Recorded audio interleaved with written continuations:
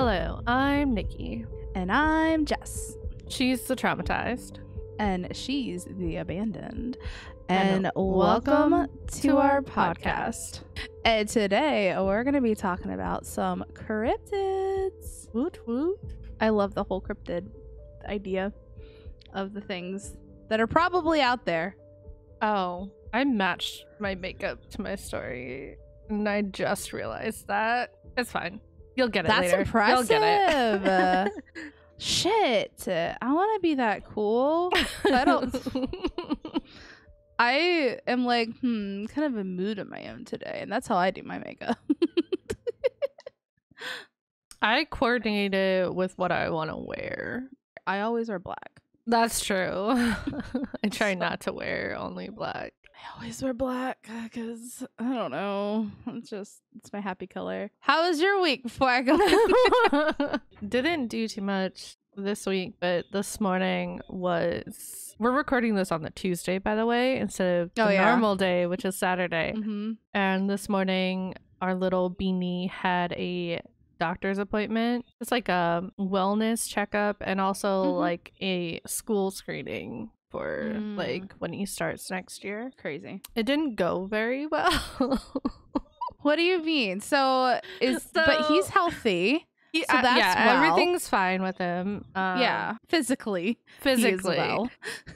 He didn't like any of it. Like, my husband had to put him on the scale and like put him by the height thingy, and then she was able to get his temperature, but they put the blood pressure thingy around his arm, but like we couldn't get him to be calm enough to actually do it. Yeah. So we just skipped that part, and then we get back into the room, and the doctor, she was really, really nice. You could tell she was like a kid's doctor. She was really good with him, but everything she like wanted to do was no, and then like finally she was able to like look in his ears and like do all like the stand on your toes, stand on your heels, like all that stuff. And then I think that's it. So, and then of course the shots. Yeah. Because like when they're young, you have to hold them down. Like even as a baby, you have to hold them down. He was like just screaming no, and crying, and I swear like the whole clinic heard him. So upset. And then he like wouldn't even hold my hand walking out of the doctor's office, because of course I had to be the bad guy. I had to be the one to hold him down. Right. While Seth stepped outside. Yeah, can't imagine. That has to be so hard. I mean, I know I had a huge phobia of needles up until like I got COVID, so it's definitely like a thing, and I don't know if there's any good way. There's just not. You have to get to it talk done. to them about it. Yeah, and it's like for me, like now, especially now as an adult, it's so much worse in your head. It's so much. Now, granted, tetanus fucking hurts like a bitch just because it's thick, but like all the other ones are like, they're tiny, they're little, you know what I mean? Like you don't even hardly feel them once you're in there. Truthfully, even getting blood drawn, what fucking hurts me is the thing they have to wrap around your damn arm. That hurts more than them taking blood. Like the tourniquet thing. Which, by the way, we have to go and get blood drawn for it. Anywho, I'll pick that battle like in 2 weeks, I think. Is when I'll Can they knock him out? And do it. Oh, that's crazy. And I don't know if I just cut that out. If I've like as a kid, I don't know. Yeah, because like I don't remember ever having to get blood drawn as a kid. But they have to, obviously they have to. Yeah, because we had to do a urinalysis and blood draw. But the urinalysis, she gave us like a little thing that you can put in the diaper, and then the urine or the blood draw. So we'll see how that goes. Yeah. How was your week? Let's get off of shots. It was very eventful. My aunt was here visiting, which was great. I absolutely adore her, and I love spending the time with her. It was probably one of the more busier weeks we've had, like even going to travel places. But it was too, like, I wanted to make sure she saw everything. But yeah, we ended up spending a lot of money. It's just like, I want to eat out here and here and here and here. So we're like strictly on, we have HelloFreshes. We're not ordering groceries this week. We're literally just going to clean out our pantry and just go off of everything that we have, which is a lot. It's not like we're going to be starving, but we just have to be very disciplined Yeah. But one of the fun things I did was I got really into like crystals. So I'm going to start exploring that, which is fun. I'm literally holding one. This is my favorite. So pretty. It's supposed to open lines of communication and keep you focused, which obviously I need. But yeah, I have my collection is starting. I'm learning about it, educating myself because I think it's really interesting. So we're recording this on Tuesday because obviously she was here Sunday. So we're recording this a little late, but we're still ahead of the game. Yeah. So except I haven't edited at all for this week. It's funny because when I'm like, okay, I need like a week off. I was joking with you at the one point. I was like, you're not gonna do anything either, are you? Like, you just took the week for. Well, yeah. Yesterday. Well, we raided at night. Yeah. My intention was to sit down and do the things, but I got up and I decided to make lunch. So I made turkey burgers for everybody. And then while I was doing that, I was watching the Enola Holmes movie. And then I was like, I see that. I want to watch the second one. So like after I finished cooking, then I started the second one. I watched the second one while trying to do research. And then after that, I found a new show, an animated show that is created by the same creators who made Avatar: The Last Airbender, which is like one of my all-time favorite animes / cartoons. I don't know what it's considered. Anyway, and I just started watching that, and then yeah, Destiny arrived. As in the video game. We did that raid in like 3 hours. I was so impressed with us. I was very impressed. So didn't get angry or frustrated once. Kept my cool the entire time. When did I lose it? I can't remember. I feel like I only lost it like once or no, I only lost it like once or twice, but I'm trying to remember why. I don't remember. I need to rewatch the VOD. Is that it? I think so. For the updates? I think so. Yeah. So fun fact of the day. Did you know, speaking of, oh my God, did you know that we are only born with 2 natural fears, the fear of falling and the fear of loud sounds? All other fears and phobias are learned or acquired later in life. I feel like that's rude. You say rude? Yeah. But isn't that so interesting? Like, obviously, yeah, the fear of falling and fear of loud sounds are the only ones that we're born with. Or it could also be like fears from past lives. Some believe. Yes. Like if you died a certain way. Elevators. I have no idea why I have an elevator fear. I have never had a bad experience with them, but I'm terrified of them. So maybe I died. And my aunt and I are actually talking about past life fears and shit like that because she has one. And she's like, it makes so much sense if that's how I died before. I'm like, oh, yeah. Imagine if I'd succumbed in a cave all alone in the dark. Maybe. Maybe. That's why you won't go in caves and shit. Story. Yeah, tell me what cryptid? Tell me what cryptid you're talking about today. Do I just come out with a name? Sure. Let's not be suspenseful. So today I'm going to be talking about the Loveland frog. Frog? Pause for dramatic effect. I haven't actually ever heard this. I'm excited. I'm pretty sure most people don't know what this is. But it was the middle of the night in 1955 on a lonely stretch of road on the outskirts of a small town known as Loveland, Ohio. Around 3 a.m, a businessman was driving along when he saw something strange. The man pulled over his car, and what he saw was 3 strange beings. He described them as 3 to 4 feet tall. They had gray, leathery skin and said to have had wrinkles in the place of hair. Ew. Sorry. Ugh, I'm just, ew, you know, like, yeah. Okay. They also had webbed appendages, but their most distinguishing characteristic was their distinctly frog-like heads, and they were standing on their hind legs like a humanoid. Okay, you ever see like Toad and the Frog? Toad and the Frog. It's a book series. No. That's what I'm picturing, because they stand on their hind legs. It is said that one of the creatures then suddenly held up a wand-like item above its head that the man had claimed had sparks had spewed out of it. And that was the moment the man quickly sped away. That was the moment. Okay. That was the moment. I'd have seen giant ass frogs on their hind legs. That'd have been it for me. But, you know, curiosity. So what did he see that night?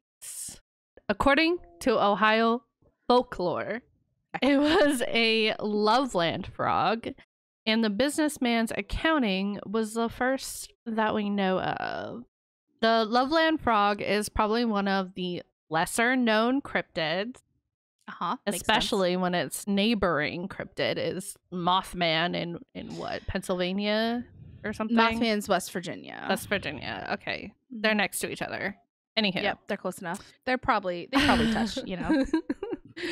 And like I said in the first sighting story, the Loveland frog is described as grayish, bipedal creature, so which means it walks on its two legs. Okay. Said to have a frog-like head, bulging eyes, a leathery reptile or amphibian style type skin, and a standing height of between 3 and 4 feet. So it's like a bullywug. Sure. From D&D. Okay, yeah. Come on now. Okay. It's been a while. Let's be honest. So, University of Cincinnati folklore professor Edgar Slotkin compared the Loveland frog to Paul Bunyan, which I will be covering soon. Yes. Also, yes. Okay. But saying that stories about the frog have been passed down for several decades, and that sighting reports seem to come in predictable cycles. So whatever that insinuates. I mean, it could be that they just have like a scheduled, you know, like migration, hibernation, or yeah. Don't be negative. It could be a thing. The creature would become a popular talking point in 1972 when another sighting took place. On March 3rd, 1972, at 1 a.m, Loveland police officer Ray Shockey was driving on Riverside Drive near the Tote Boot Factory and the Little Miami River when an unidentified animal scurried across the road in front of his vehicle. Okay. The animal was illuminated in his vehicle's headlights, and he described it as 3 to 4 feet long and about 50 to 75 pounds with leathery skin. Okay. He reported spotting the animal crouched like a frog before it momentarily stood and then hopped the guardrail and escaped into the river. And when I say hopped, I don't mean like hopped over, like basically like climbed over. That makes sense. Right. Like he hopped the guardrail like a person would hop a fence. Grab it and then, you know. Gotcha. Okay. Gotcha. Okay. Yep. So not like a full-on leap, but like just hop the frog. I got it. A trace I was like, sorry. It's okay. Do you want to say what you were going to say? No, I'm sure you saw the thinking brain going on, because I was like, a trace of the animal was left behind and a few scratch marks in the guardrail's metal. Metal? Yeah, because guardrail is usually like wooden posts and then the metal along the side and well, no, I wasn't questioning. Okay. I wasn't questioning what the guardrail was made out of. I was questioning the fact that it was scratched. That's what I was. I'm aware that guardrails are usually metal.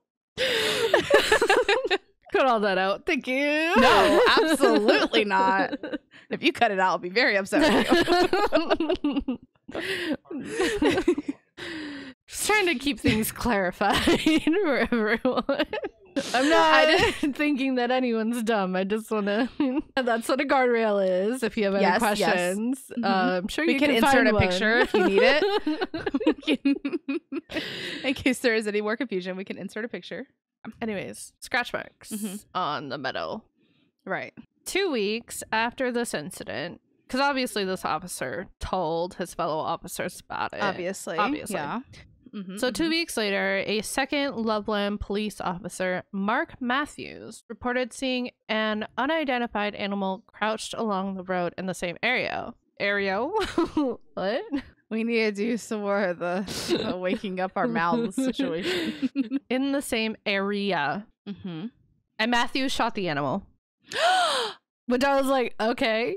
I mean, without even checking to see what it was, without even like, you know what I mean? That's scary because God forbid it's like a kid dressed up. You know what I mean? Like, right? Like, okay, just shoot, I guess. It's fine. Okay. Yeah. That's questionable behavior, but it's also 1970s, so sure. And he recovered the body, put it in his trunk to bring back to show the first officer the body. And according to Matthews, it was a large iguana about 3 to 3.5 feet long, and he didn't recognize it because it was missing its tail. So that's the story that Matthews goes with. But also, he didn't come out with this story until recently when interviewed about it for like a local news station or something. Yeah. Because he was retired and they called him and he said this story. So, I did some research and we're going to go through it. Okay, I'm ready. The question we're trying to answer, was it actually an iguana? Yeah, I have multiple questions, but I feel like you're going to get to them. So, okay. So, iguanas are obviously herbivorous lizards. Which is a reptile, not an amphibian. Just saying. That are native to tropical areas. Right. That was my first question. Of Mexico, Central America, South America, and the Caribbean. Not up here. I don't think Ohio is near any of those. Absolutely not. Now. Oh, okay. I'll wait. What's your question? It wasn't a question, it was a statement, and I'm pretty sure you're going to say it right now. In Ohio, residents are allowed to have no more than 4 of each species of collectible reptiles. That's like their exact wording. So I typed in what's a collectible reptile, and I just got collectible reptiles on eBay. So I'm still kind of confused at what a collectible reptile is, but... Would you like to buy one, even though you don't know what it is? No. I'm good. It does not state that you cannot have a pet iguana, although, because I did go through the entire list of banned animals within the state of Ohio. That's impressive. But there are no wild iguanas in Ohio. Obviously. Right. But I had to back up my statements with facts. You know what I mean? I appreciate that. And I'm sure our viewers will too. Listeners, you're both here. So, which leads to the conclusion that it could have been a pet that was let loose or had gotten out. But what about the height of the creature? Right? Right. Because it said said up like on 2 legs. 3 to 4 feet standing up on 2 legs, right? Right. Iguanas keep growing until they are about 7 years old. By the way, we're going to learn a lot about iguanas today. I told you I went to an iguana. I don't know why this would ever come up, so you probably don't know this. No. But I went to a rescue farm for iguanas when we were in Honduras. Oh, that's cool. So like my mom actually got to hold one, and that bitch was big. Like she was holding it, and its tail hit the ground. Still, like it's big. Anywho, so iguanas keep growing till they're about 7 years old. And at this age, the length can be an average of 60 to 72 inches, including the tail. Yep, that makes sense. And 60 inches is 5 feet, by the way. Thank you for that conversion. You're welcome. Don't ask me how many meters. Next. But would that still stand if the animal's tail was missing? Which leads me to my next point. The iguana's tail was missing. according to the police officer. So can a iguana survive without its tail? Or you know what I mean? Like that question popped through my head. Apparently, iguanas can drop their tail as a defense mechanism. So that part of the story can add up to be true. However, we're talking about Ohio in March. Right. It's cold. You got lake effect in Ohio, right? Mm-hmm. Yeah. And iguanas are from a tropical place, right? Yep. And in fact, iguanas don't handle the cold very well. And I went into research again. The average temperature in Ohio in March is around 45 to 55 degrees Fahrenheit. In general, iguanas begin to get sluggish or lethargic once the temperature drops below 50 degrees. Okay. And once the temperature drops below 45 degrees, the iguanas go into a dormant or cold stunned state. Now, as a rebuttal, if they were iguanas that had evolved in a way because they were purchased, moved up there, they got used to the climate, and then they were released. Well, most iguanas that are kept as pets are indoor pets. Correct. Oh, no, for sure. I was just thinking that they got released because they had a really big issue with this, with like pythons. Ballpoint pythons were really running rampant in like Florida, but they're not normally in Florida. But people were buying them as little pets. They kept growing and growing and growing, and they were like, fuck this, we don't want to have them anymore. And so they released them, and they had acclimated to the weather. So I wonder if something like that might have happened. I think the difference, though, is that in Florida, I think the lowest temperature they get is 50 degrees. Whereas in Ohio, it's a lot different. So it can get fucking cold up there. Yeah, for sure. Also a rebuttal. However, we don't know the exact temperatures of the days of the sightings. So that's just a fact to keep in mind. You know what I mean? Right. Okay. Mm-hmm. Now for my last point. Can iguanas stand on their hind legs? Because the creature was sighted standing up. Right. Most iguanas get around on 4 legs, but there are 2 types that can run using only 2 legs. The collared lizard of the southwestern US and Mexico. But this lizard only grows to about 8 to 15 inches. Yeah. The basilisk, the basilisk lizard of Mexico and Central America, but this lizard only grows to about 2.5 feet. So still a foot short of what we think it was. Yep. However, if it was an iguana, and if this incident really did happen of Matthews finding it, killing it, dragging it back, whatever, you can tell I totally believe it. That would only explain the 1975 sighting. What about the 1955 one, where there was 3 in one place? In other words, many believe that there are still many unanswered questions when it comes to the Loveland frog. But for the people of Ohio, the Loveland frog is something that is uniquely theirs. For most people, Ohio seems like a monotonous kind of state, just like a flyover, drive-through state.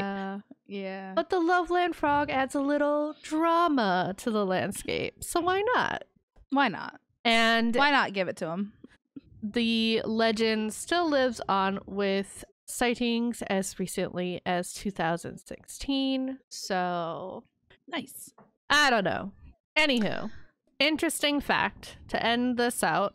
The Loveland frog is also famous for being the only cryptid with its own musical. Ohio writers and actors Joshua Steele and Mike Hall wrote the bluegrass musical Hot Damn, It's a Loveland Frog. What? That's so cool. I did not know that. It debuted May 29, 2014 at the Cincinnati Fringe Festival. The show ran for 5 performances and all sold out. That's amazing. And that's awesome. The Loveland Frog. So, what do we think? I mean, I think we've said this before. I think you would almost be ignorant to just be like blatantly like that shit doesn't exist, because It could very well exist. I think there's a lot of things in this universe that we haven't explored, and that could be one of them. From my understanding, around that like river area, the little Miami River, it's like swamplandish. So I mean, it could make sense that there's a little for sure frog people frogman community living out in the swamps of Ohio. Who knows? I like yours is like this really cute, like, oh, I got a frog thing person. Mine's a literal devil. Yeah. So excited to hear about that. Yeah, the Jersey Devil. Have you heard anything about it? I've heard the name, and I probably watched a YouTube video on it, but I don't remember a lot. I don't remember anything, actually. Quite honest. It has horns. Does it have horns? It does have horns. Does it have wings? It does have wings. Okay, that's all I know. You're definitely on the right track. Is it red? That is the team that they're named after is red. So okay. Are you psychic or what? Maybe. So the New Jersey Devil is a mythical creature in South Jersey and Philadelphia folklore. It has haunted the woods of New Jersey Pine Barrens since the 1700s. Wow. So this is a cryptid that has been passed on for generations. The demon is said to have the head of a horse, the body of a man, the wings of a bat, and a long tail. Now, some people say it's a head of a goat. So the goat is actually the one I've seen more, like, picturized, I guess. Oh, okay. Yeah. Mm-hmm. It has also been described as giving off a sulfuric stench and has a high-pitched, blood-curdling scream, this is a quote, that turns milk sour and makes women barren. Ew. Yeah, so that's cool. Side note, I made these notes. I did research Wednesday, and then I finished the notes on Thursday. I have not looked at these since, so we're learning this together. That's basically what I'm saying. We're on this trip together. I hope you guys are ready. There have been reported sightings and incidents involving this creature throughout the years, bringing fear to the New Jersey residents. The legend of the Jersey Devil has grown over the years and has become ingrained into the culture of New Jersey. According to popular folklore, that's hard to say, popular folklore, the Jersey Devil originated in a Pine Barrens resident named Jane Leeds, also known as Mother Leeds. The legend states that Mother Leeds had 12 children, and after finding out she was pregnant for the 13th time, she cursed the child in frustration, crying that the child would be the devil. Okay. In 1735, Mother Leeds was in labor on a stormy night while her friends gathered around her. Born as a normal child, the 13th child changed into a creature with hooves, a goat's head, bat wings, and a forked tail. How? Just magically? Just because it was cursed, I guess. I mean, that's rude. She cursed her own child. It was the 13th child, too. I mean, 13 children, that's a lot of children. Growling and screaming, the child beat everyone with its tail before flying up the chimney and headed into the pines. As a newborn? I guess. Well, it's not really a newborn anymore. It's kind of a devil, you know? This escalated very quickly. So I'm imagining baby bored, poof, and then as soon as it's like, and then all of a sudden it goes, and like transforms into like this devil. It's like a baby devil at this point, though. And then it flies away and then grows up to be an adult devil. I don't know. Okay. In some versions of this tale, Mother Leeds was supposed to be a witch and the child's father was the devil. So that would make a little more sense. Mm-hmm. Other versions of the legend state that there was a subsequent attempt by local clergymen to exorcise the creature from Pine Barrens, too. So there's that. Prior to the early 1900s, the Jersey Devil was referred to as the Leeds Devil or the Devil of Leeds, either in connection with the local Leeds family or the southern New Jersey town Leeds Point. Mother Leeds has been identified by some as Deborah Leeds on the grounds that Deborah Leeds' husband, Japhet Leeds, named 12 children in the will that he wrote during the 1936, which coincides with the legend. So these people actually existed. Okay. Interesting. Deborah and Japhet Leeds also lived in Leeds Point section, which is now Atlantic County, New Jersey, which is commonly known as the location of the Jersey Devil story. So I'm guessing, like, what I'm imagining is this story started gaining traction and it was one that was told like generations, and finally somebody was like, what the fuck is this? They looked into it and like these people actually existed. So well, that's kind of creepy. Skeptics believe the Jersey Devil to partially be nothing more than a creative manifestation upon the imaginations of the early English settlers, with plausible natural explanations, including boogeyman stories created and told by bored Pine Barren residents as a form of children's entertainment, which fucking rude. That's terrifying. The byproduct of the historical local disdain for the Leeds family. So basically, like, if you don't like people, obviously they're cursed and you make up scary stories about them. Rude. The misidentification of known animals. Like, obviously it was a goat's head, but it could fly. So I'm thinking maybe it was like just like a big owl people are thinking it might have been. I don't know. And then rumors based on common negative perceptions of the local rural population of Pine Barren known as Pineys. So apparently the people in Pine Barren are kind of weird. Yeah, no. The frightened reputation of Pine Barrens may indeed have contributed to the Jersey Devil legend. Historically, the Pine Barrens was considered inhospitable land. Pine Barrens, get it? It's barren land. Get it?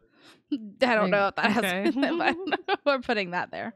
Gangs of highwaymen, such as the politically disdained loyalist brigands known as the Pine Robbers, were known to rob and attack travelers passing through the barrens.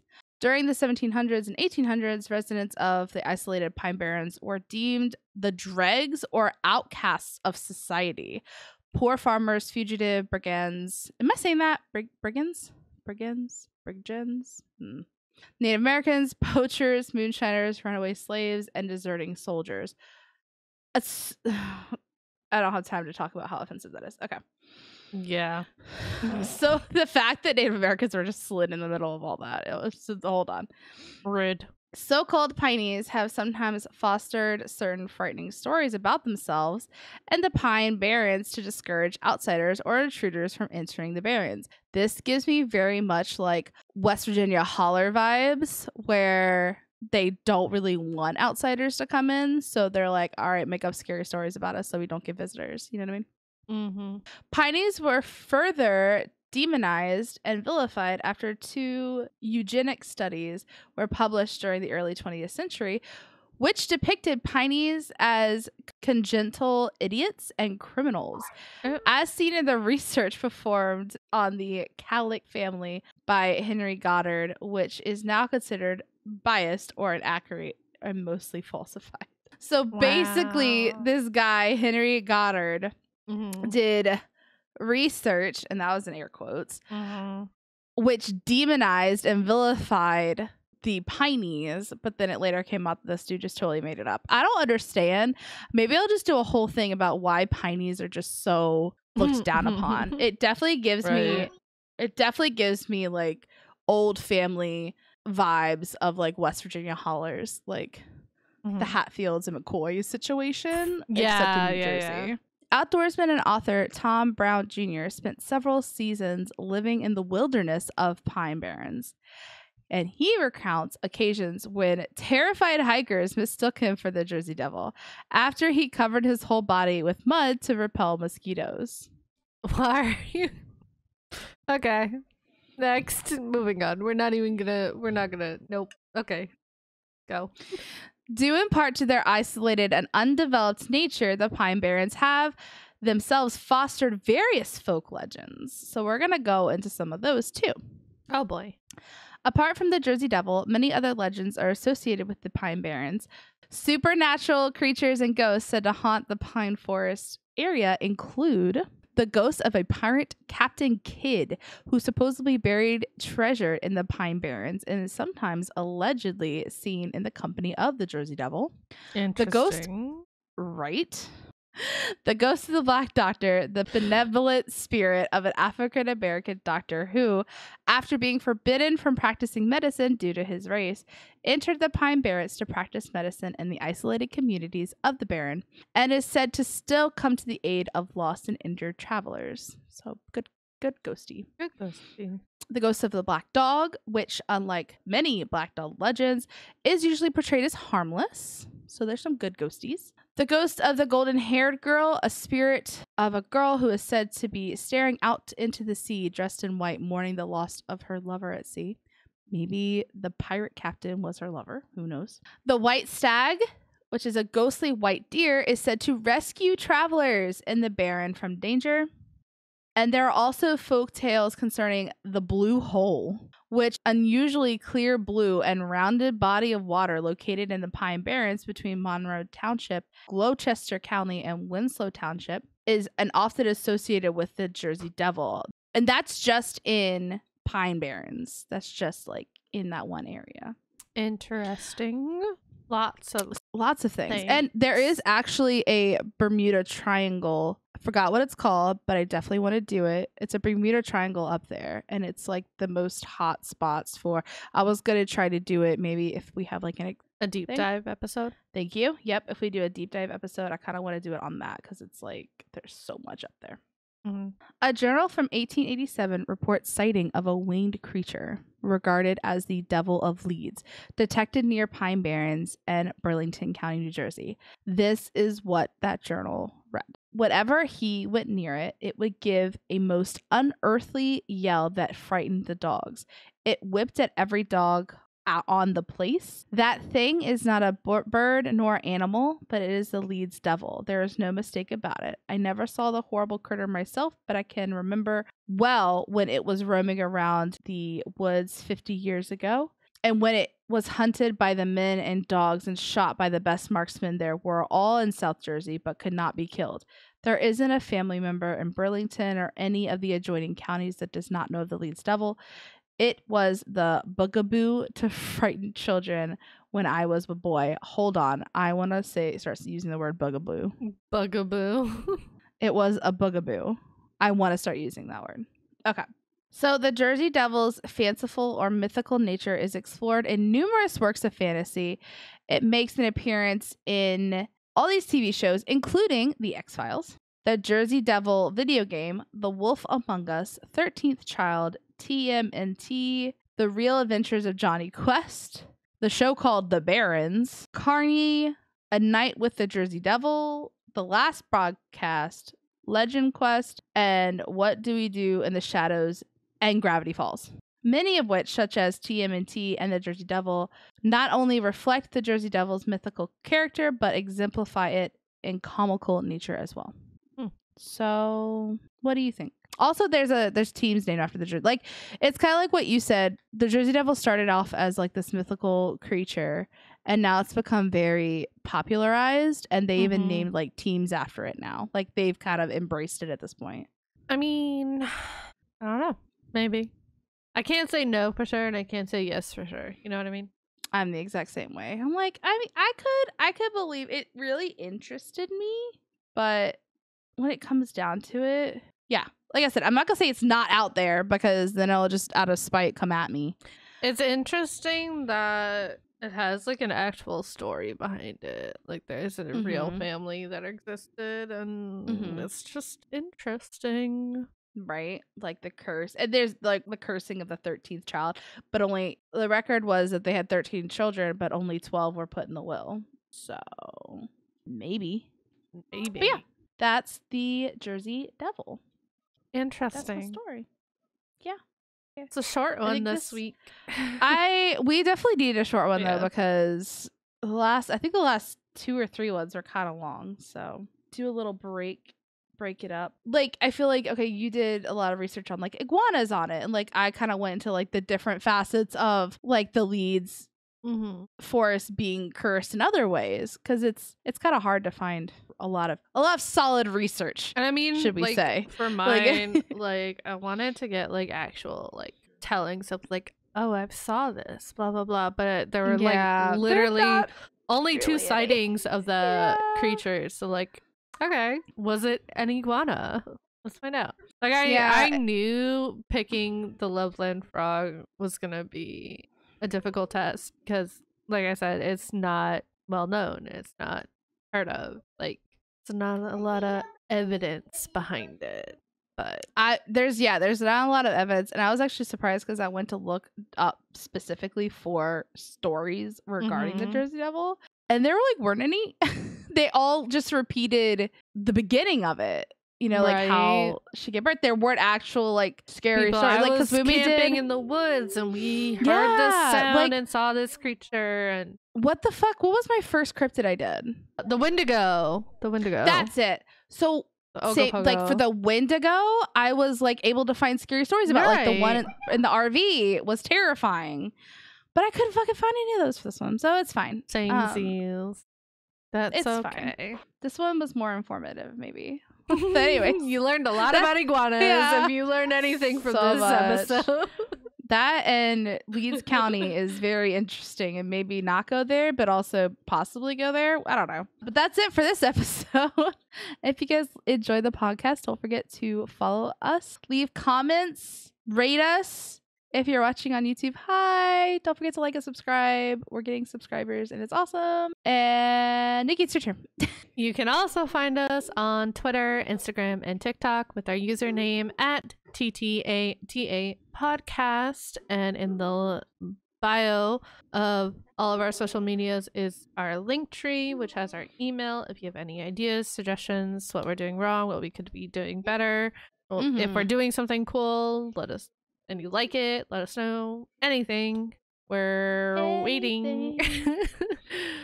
We will take any suggestions at this point, guys. Literally any. Although I have a list already that I am I'm good for a couple episodes, so I have a list, but I'm always willing to add to that list. So there's a list out there, but you know, it could be better. Maybe the next one you choose will be what we end up doing. Yeah. Speaking of, next week, we're going to be covering conspiracy theories, which I don't have any on my list. So I'm going to be doing some research on conspiracy theories because I have no idea what I'm going to do. Stay away from the Titanic. That's all I'm going to say. I'll find a good one, guys. I would say email me, but we're 2 weeks ahead. So by the time this comes out, we're going to be working on our next one. Yeah. But I mean, you can still email us about it and then we could do it the next time. And we'll circle back around soon. Yeah. I literally have no ideas for this. So hit me up. I have any? Yeah, no, I only have the Titanic one, so stay away from that one. Okay. Noted. I don't know what Nikki's doing next week, but okay. With that, we're gonna leave you with this inspirational quote. The way I see it, if you want the rainbow, you gotta put up with the rain. By Dolly Parton. Oh, damn, Dolly. Oh. So good. She's so wise. Some of the shit that she says, man, just resonates so well. I love that. It's true. You gotta go through some pain for beauty, guys. That's it. It's short and sweet, to the point. It's gonna be really easy for me to edit. I'm so excited. Hopefully I can get it done tonight. So I'm gonna have to research tomorrow. Okay. Ready? Yep. Bye! Bye! Damn it. Normally you like... Okay, bye. Okay, bye. Okay, bye. All right, really, bye. Bye. Bye. Bye. Bye. With American Pie.